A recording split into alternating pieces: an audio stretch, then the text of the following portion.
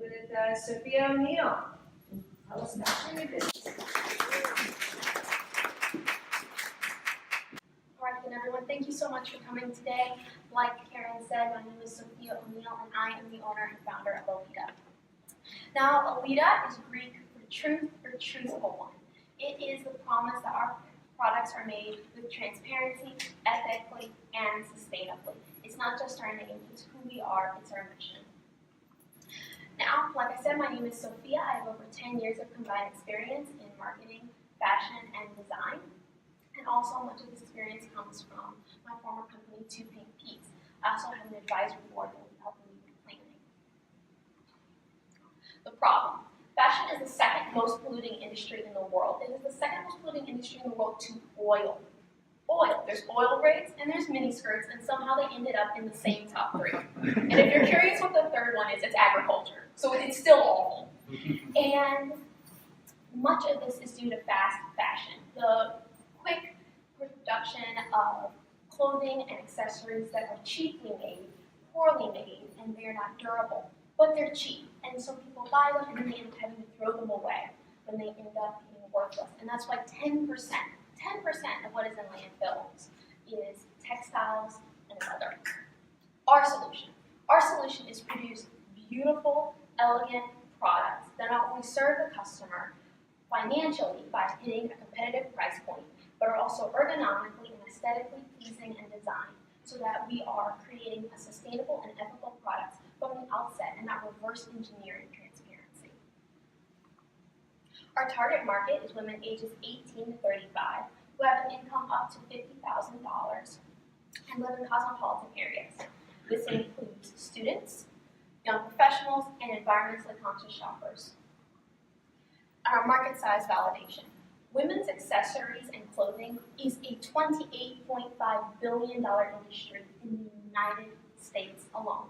Just in the U.S., it's not counting the developing countries that are looking to shop on the U.S. from the U.S. marketplace, or European companies that are already there and people and European customers who want to shop and buy American-made products. Now our first product is the Everyday Tote. It is 100% sustainable and ethically made, large enough to hold anything the young modern woman might need, from a commuter student to college to a young working mom. It can hold a small change of clothes, books, portfolio, laptop, and a sack lunch without being bulky or losing its minimal modern aesthetic. It also has an inside pocket that will hold a tablet or a notebook, as well as keys and a phone to keep you organized. And it is 100% sustainable and ethical, as I mentioned. The material is sustainable vegan leather. The thread is made from recycled plastic water bottles sourced in Haiti. And the bags are made in Rwanda at a fair trade employee-owned factory. Now, the nature of shopping is quickly shifting from retail mixed with some online sales to truly entirely online shopping. And instead of trying to do a mixed model of retail and online, we decided to make Alitta entirely e-commerce based, therefore being able to cut costs and get the customer directly where they are all the time on their screens. Our current focus is on a strong, defined brand, which will be mostly shown through AlittaFashion.com, our website. And we will use creative marketing and publicity to promote new product launches as they come. The Everyday Tote will be sold via online pre-order starting October 15th through December 15th with a gifted book. Afterwards, it will continue to be sold but without the gifted book, which will arrive by Christmas, while the bags will ship by the end of January. We also plan on steadily expanding to a full line of product in the next several years. Now, the competition. The fashion industry is still exceptionally behind when it comes to embracing both sustainable and ethical practices. Our closest competitors are some Etsy shops and then a few small, independent, well-established companies, for example, Everlane. However, most of the other players in the fashion industry are either large retailers that are fast fashion once again and produce cheap things that are not either quality, even if they might be cute to look at for the first month as they all put together. And then the second category is well-established, well-respected brands, for example, Coach. But unfortunately, they are not transparent about how they make their products. and the price point is not exceptionally competitive for the rising middle class and millennial consumers. This is where our competitive advantage lies. We can give consumers beautiful, aesthetically pleasing, and ergonomically designed products from the outset at a competitive price point, benefiting both the people who make the products and the people who buy them, as well as the environment. That way, we're not reverse engineering transparency into our company. It's already there. Now, our financials. Our total startup cost is estimated to be $28,000 to $30,000, and sales of the 400 bags, which is our goal by the time of December 15th, will cover over half of the costs of the startup, as well as contributions from two PPs, as I mentioned in my past company. We are currently seeking $15,000 to $20,000 from outside investment, and we'll be entering 757 pitch and the ODU Lions Air competition in the spring to make up this deficit, as well as seeking outside investment. By Christmas of 2017, we plan on giving consumers a beautiful, winning product that they greatly need and want, and continuing to grow the company as it moves forward, growing in customer and brand awareness, as well as sales. And by Christmas of 2019, introducing a small capsule wardrobe through creative marketing and product launches to an excited audience, and to continue to grow from 2020 onward with a full line. Alitta, thoughtfully designed, ethically made, always truthful. It's our motto, and it's who we are. Pre-ordering will start October 15th and run until December 15th, and you can find us online at alittafashion.com or on Pinterest, Instagram, and Facebook at Alitta Fashion. Thank you very much. Awesome.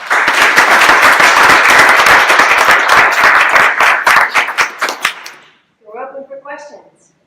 Yes. How are you making your potential customers aware of your product and your brand? Currently, we are working on developing Facebook and Pinterest ads, as well as starting a company blog that will reach consumers right where they are. We are also, the book, which I touched on briefly during the presentation, will be about the beauty of the everyday, and will feature 20 to 35 influential women in everything from art to music to business who have a very large Instagram following. So we will promote the book and the bag that comes with it on their Instagram feeds, to a total reaching approximately 2 million consumers. Yes. When I look at your financials, of course I haven't seen the bag or know anything about your competition or where it needs to be, but it seems like a $79 price point would be a lot better than a $40 price point. It would kind of cover your costs, and I don't know if it would make you money or not, but how much thought has gone into the $40 price point versus sometimes new entrepreneurs tend to put their products out there because they want to kind of get a running start on them. They put it out there cheap, but it may not be the best thing to build your brand. Sometimes it's better to find a good, strong price point that actually is a little bit more than maybe your comfort zone. Thank you. Yeah. $40 seems cheap, sounds suspicious. So Yes. you get what you pay for generally. I'm going to buy a $40 bag, I know how long that's going to last. And I can understand that. And on the website, when the product launches, we will have a breakdown. And if you've ever been to the Everline website, it says how much it costs for every part that goes into the product, and then how much they charge and the price that you'll get in comparison to other retailers. We will be using a similar model on the website, so people don't see it as cheap. They see it as quality made. They can see other items as overpriced instead of ours being high priced. Yes. You did 2 big Yes. meetings, I saw that presentation. So this is you got more, quite a bit more information packed into this one. Congratulations on that. I'm looking at how you distinguish yourself. I'm looking at the bag. Is there any kind of distinctive, like Coach has got a logo or something, any distinctive markings on the bag? I'm not seeing anything that would spell quality and be, looking for how you're going to push through. I know the appeal of being economic, ethically made, biodegradable, that other people doing that, other people saying that. How do you punch through the noise and get up there? Our goal with that is to do some things that are more out of the box, for example, with the book and reaching more consumers that way, as well as around Christmas, doing publicity stunts using like shipping cargo containers as pop-up shops.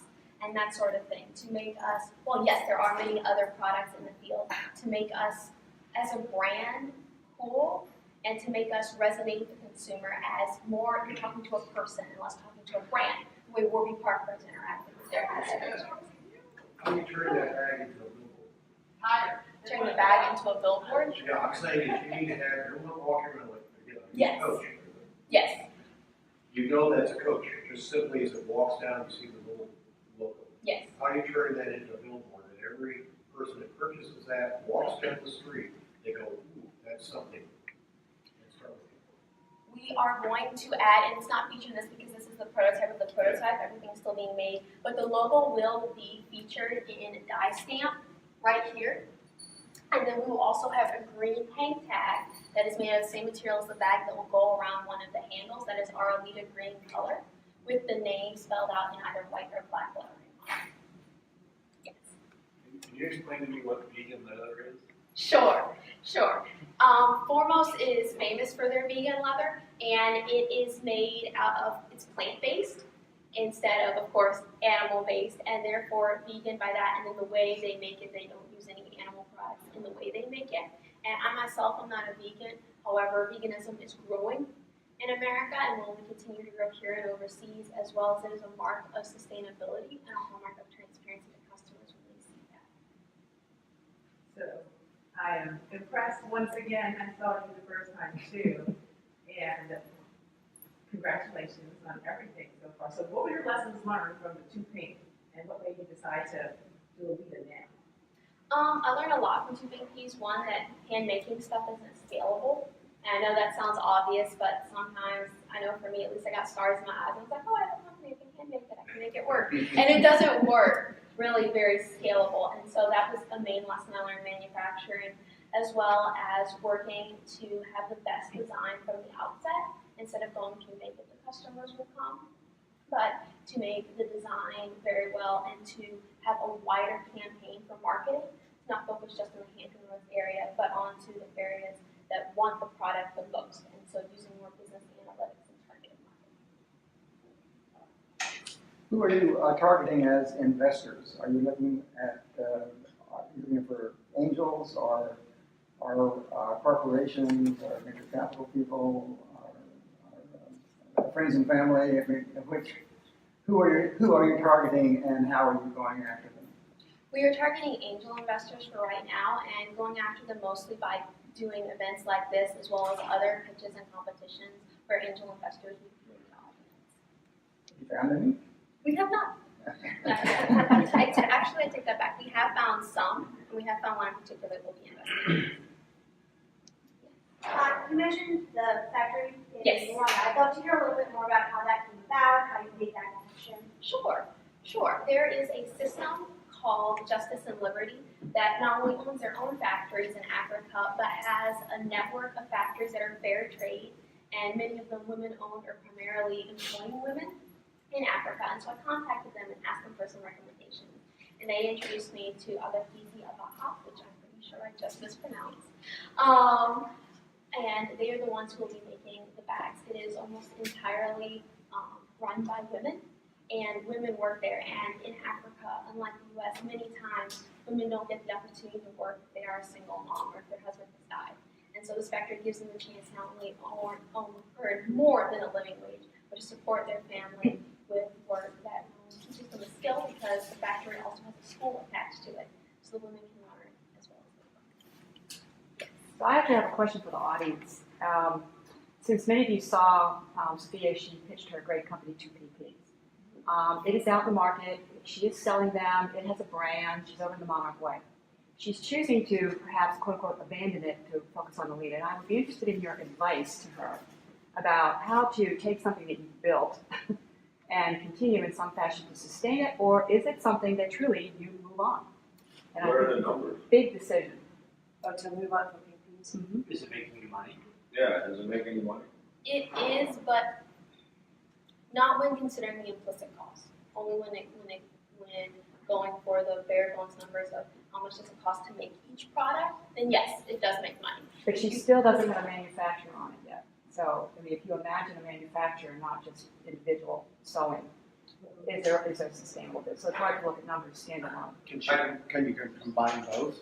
Is there Right, one it's two, that- Yeah, it's full two one. in conjunction with the same. No, it is, they are separate companies and separate entities entirely because of the way that's being manufactured, the style of the products, and the target market when it comes to specific style sensibilities. So then is it ethical, sustainable, do you think? Yes, the products are made out of recyclable. So why don't you ship production off to Rwanda then? Because each of the products is one of a kind, and I get all the fabric here in the US from local shops, and so the cost to ship so much product, Over so there much and back. back there and back would lower the profit margin, on top of the fact that the Rwandan factory specializes in leather and faux leather materials of tote bags and similar products, not in cloth clutches.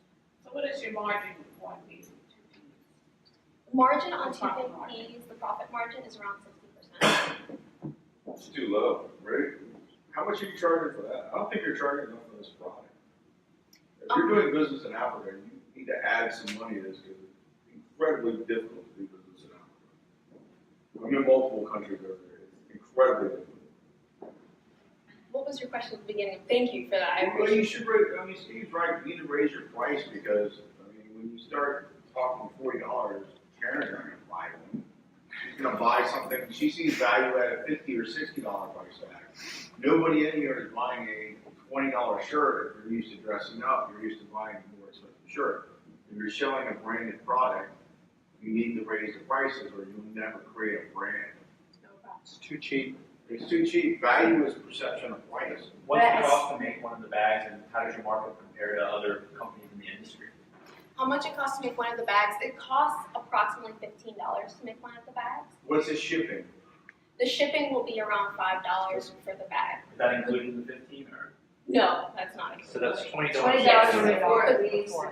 before it leaves the country. I was gonna say, the shipping is to ship it to the consumer and to get it from the factory and the shipping from But the that's supplier still to the factory. $20 for the cost, so you're using a 50% margin, Yeah. which is what a retailer would use in the old days, because we can't operate on 50% now. And you, because you're the manufacturer, you should be built in as vertical operation, you should have it, you should have a much higher margin because there should be built-in space for middlemen. That's the beauty of shipping direct, and because you're pricing it like a retail store. So the numbers support what Dan said. I mean, frankly, it needs to be $80, you know? So, but that's just one comment. Yeah, yeah. You know. I have another question on the shipping. How are you shipping from Rwanda over to your consumer for $5? Are you buying in bulk to do it? Yes, Okay, now you're tying up What? inventory, and you're tying up capital and inventory. You're not factoring that capital where you're tying up, and if you're shipping, it's probably 50 days or something to ship for Rwanda to the US.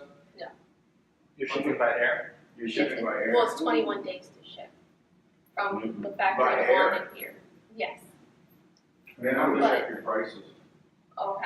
Because look, you have to ship enough to make it worth it. So you're shipping, I don't know, 3,000 miles or something from over there to here. Most places are shipping by barge because it's cheapest. You start getting into air and flights and stuff. I mean, I DSL'd something, or whatever it is, from here to Guinea. And it was like $650 to get it over there in a week. And it wasn't that much stuff. I mean, I would check your shipping Okay. and make sure. The other thing is on sustainability. Are these guys UL or anything like that? Or who's checking your supply line? Because you're going to get responsibility. In fair trade, I know, at least in the precious metals world, is a registered trademark. You should be careful on what words you're using in your presentations. Because fair trade gold is a big registered trademark. I don't know if the fair trade is a complete one. I'm pretty sure it is. I don't have the phone on me to Google it, but careful what you're, Honest Company got in a lot of trouble doing some things that they're claiming they didn't do. And it kept them, I think, from going IPO. So careful what you're saying. Yes, sir. So here's the other question, because she's a millennial. How many millennials are gonna buy a $70-something bag? I mean, we're none of us are millennials. So, One's right, I wouldn't buy it. 50,000 plus income. Right. 50,000 plus income. No, she said Below. up to 50,000. Oh. Well, then you need to just That's change not your target metropolitan. market. I mean, metropolitan people aren't living in a metropolitan city for $30,000 a year. It's just, they gotta, the numbers don't support them. So, I mean, it's just a little bit of I thought mean, process on it needs to be your Kate Spade customer that's spending $200 on the bag. I mean, and she's, well, I mean, but that's a millennial customer that's out working. Urban Outfitters, which is cheaper. And then your real question of combining, the two things, if it's still ethically made in the same genre already going, then I don't see why that can't be just a subset of this and so keep it going.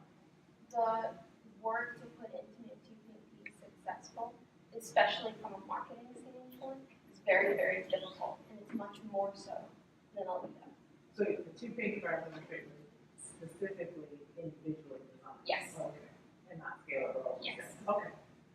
Clothes that take the tax write-off. You learned your lesson, Yeah. cheap education. Probably cheaper when you're paying to come here. I mean, so, yeah, take the tax write-off, you got 10 years to write it all off, and move on to the next project. That's being an entrepreneur. Congratulations, you learned your mistakes and move on.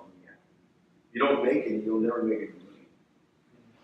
What if you offer two products, the low end for 40 and do a high end model like some other people have mentioned? Have you considered doing multiple products at different levels? It's not a bad idea. I haven't considered doing it for the tote. Thank you, that's a good idea. What's the difference between vegan leather and real leather as far as quality of material? I perceive that real leather is sturdier, all around, will last longer. Real leather, while yes, it's going to last probably 200 years, you take good care of it, and vegan leather won't. Vegan leather can still last you 30 years or more. And once it stops being useful in one sense, and of course it can last longer than 30 years, it can be biodegradable and it won't clog up landfills, unlike leather, which will sit there because of the tanning process that makes the hides virtually undisintegratable. Your presentation was awesome. Yes. I just have to make sure I butt in and say that. And you are so knowledgeable. I mean, even answering that question 30 years ago, I wouldn't. So I'm really, really impressed. We are here to give you some advice about different things. And so concerns just off, I'm concerned that there's one bag because everything's on that bag. And I'm concerned about the price point because as people have said, when I heard $40, I'm thinking Target or something at TJ Maxx that's not even a brand name. So that's where your mindset goes when a person sees that, and there's so much to perception. Okay, I'm just making comments, and I'm making a comment about. I know that it's very important to you the visibility, what is it called? Where we can see how much every component costs. And having been in retail, it's so funny because we both just. You thought the same thing. Whoa, I don't know if that's, when you're first try out there to get going, to be so transparent until you figure out what you're doing, because you're still learning this thing, right? You got to learn what's going to work and what doesn't work, and sometimes you just need to learn that without everybody, spying into figuring it out. I don't know. It's a concern because it's messing up your price point a little bit. I will say I'm probably closest to her target market in this room. And the way I look at it is, yes, for a tote that size, $40, I would look at it and say, well, that's right. I agree with the one product offering.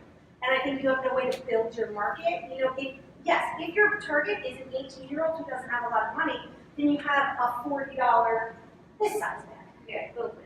And you have something to get them introduced to the brand, because at that market, you're looking at a very specific person who cares about having a vegan bag. That's why someone is going to buy this. But you introduce them to your product, and then you move them up. 18 to 35, that's a big difference in spending power, and you keep them, because that person is going to care about owning a vegan bag from the time they're 18 to the time they're 50. So you start them at a smaller bag that they can afford at $40, and then you move them up to the tote.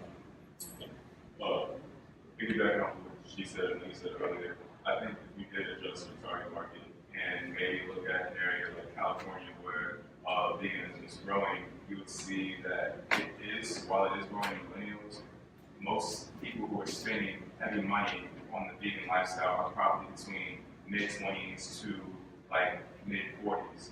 So I think if you did make an entry bag at a cheaper cost, that at a smaller size, which could target your audience, and then make a larger bag with the tote, which would target the older audience that has the larger spending power.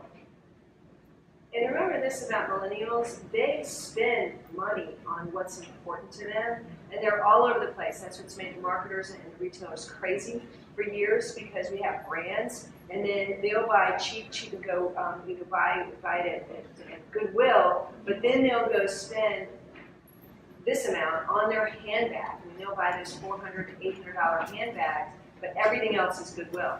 So that's still the person who cares about this is going to, if they care about all these things that you stand for, then spending the money is not an issue because that's a millennial definition, which is why we can't figure them out. I think you should add vegan to your tag, because it's easier to sell it if you can know what it is. Yeah. Well, in the old times, the fashion industry was overcharging. I know some manufacturers in Turkey. A $5 sweatshirt was being sold at a ski barn here for $70. Now, you don't have those margins right now, but your buying price seems like it's very high to me. So if you are buying from the middleman, they are overcharging. Because what you have to do right now, if you look at the online sales, you still have to, manufacturing cost should be not more than 1/4 of the sales price. Because you will need some insurance, you will have some problems, you have to pay tax. So at the end, you really have to look at your bottom line. You have to do a really detailed analysis of what you are doing. Then that will show you the numbers if it's feasible or not. You can increase the price, but then you are missing the millennial market, maybe younger generation that doesn't make as much money. But if you can create a niche, see, people pay a lot for a Coach or any brand name because it's brand name, it's not because it's quality. Actually, some of the brand names are worse quality. So you really have to either create a niche or you have to look at your manufacturing costs. So last question, what can 1 Million Cups do for you? What you actually just did, which was give me hard advice and hard answers, and afterwards to please give me more. I want to make sure I'm certain on this with all the numbers and everything else. Thank you guys so much for your input. Thanks for watching. If you like what you saw, make sure to follow @StromeEC to tune in next time.